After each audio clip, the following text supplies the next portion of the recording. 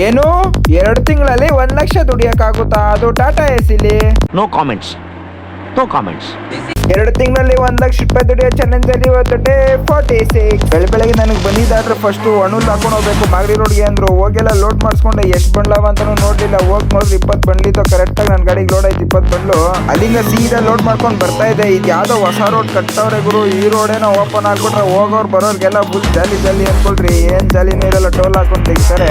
Unload point ಹೋಗಿದ ತಕ್ಷಣ ಎಷ್ಟು ಜನ ಅವ್ರೆ ಅನ್ಲೋಡ್ ಮಾಡೋರು ಅಂತ ಹೋಗಿ ನೋಡಿದ್ರೆ ಪಾಪ ಒಬ್ಬರೇ ಇದ್ರು. ಅಯ್ಯೋ ಇವರು ಯಾಕೆ ಇವ್ರು ಕಷ್ಟ ಕೊಡೋದು ಅಂದ್ಬಿಟ್ಟು ಮೇಲೆ ಹತ್ಬಿಟ್ಟು ಹಗ್ಗ ಬಿಸ್ತೆ ಹಂಗೆ ಸ್ವಲ್ಪ ಅವ್ನ ಕೈಯಲ್ಲಿ ಹಿಂಗೆ ತೆಳ್ದೆ ಎಲ್ಲ ಕೆಳಗಡೆ ಹೋಯ್ತಾ ಇದ್ದು. ಬಿಡು ಈಜಿ ಆಯ್ತು, ನಾನೇ ಇಲ್ಲಿಂದ ಎಳ್ದಾಕ್ತೀನಿ ಇರೋಣ ಅಂದೆ ಅವ್ರಿಗೆ. ಅನ್ಲೋಡ್ ಎಲ್ಲ ಮಾಡ್ಕೊಂಡು 1200 ರೂಪಾಯಿ ಬರೆಯಕ್ಕೆ ಹಾಕಿಸ್ಕೊಂಡು ಅಲ್ಲಿಂದ ಹೊರಟೆ.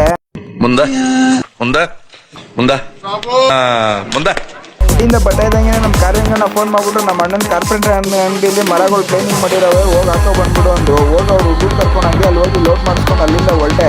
ಅನ್ಲೋಡಿಂಗ್ ಪಾಯಿಂಟ್ ಏನು ಜಾಸ್ತಿ ದೂರ ಇದ್ದಿಲ್ಲ ಗುರು. 100 ಲೋಡ್ ಬಿಟ್ಟರೆ ಸೀದಾ ಕಾರ್ಯಂಗನ ಅಂಗಡಿ ಮುಂದೆ ಬಂದು ಇಟ್ಕೊಟ್ಟು ಗಾಡಿ ಬ್ಲೂ ಕಲರ್ ಶೆಟ್ ಕಾಣಿಸಿದ್ದಲ್ಲ ಅಲ್ಲಿಂದ ಲೋಡ್ ಮಾಡ್ಕೊಂಡು ಬಂದಿದ್ದು. ಗಾಡಿ ಹಾಕಿದ ತಕ್ಷಣ ನಮ್ಮ ಕಾರ್ಯಂಗನ ಕೇಳಬೇಕಾ ಪಟ್ ಪಟ್ ಅಂತ ಅನ್ಲೋಡ್ ಮಾಡ್ಬಿಟ್ರು ಗಾಡಿನ.